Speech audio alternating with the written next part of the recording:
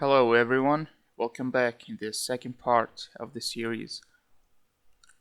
Today we're going to talk about array. So before starting coding, we must understand the following concepts.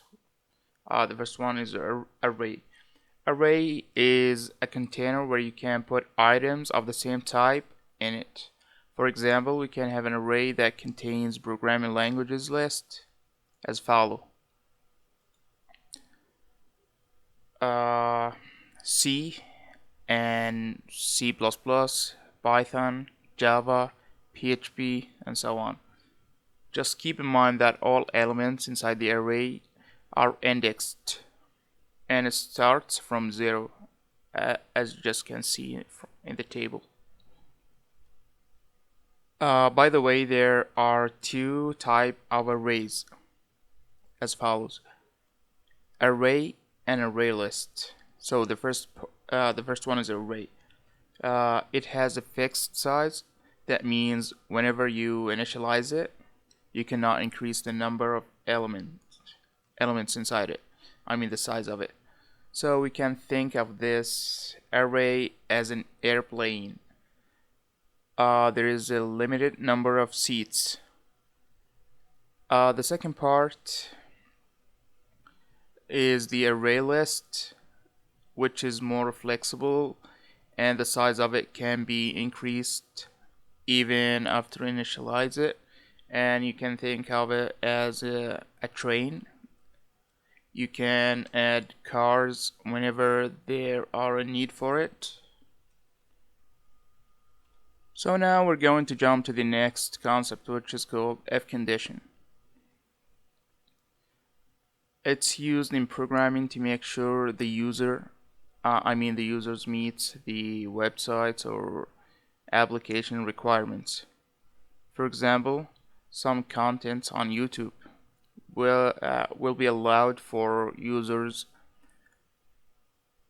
above 18 years old. Another example, think of this if condition as a policeman. So if you have a driver license, you can drive, otherwise you cannot drive, so it's not allowed. Next, we're going to talk about loops. Loops used in programming to display elements stored in arrays or lists.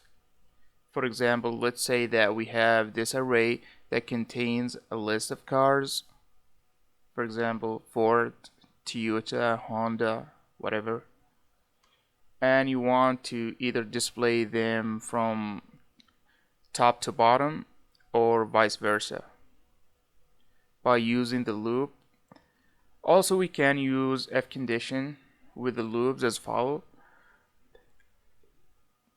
Ash, this girl represents the loop, looks for her white t-shirts in the closet, and the closets and the closet represent the an array. She won't stop looking unless she finds the t-shirts she looks for. So whenever she finds it, she will stop looking.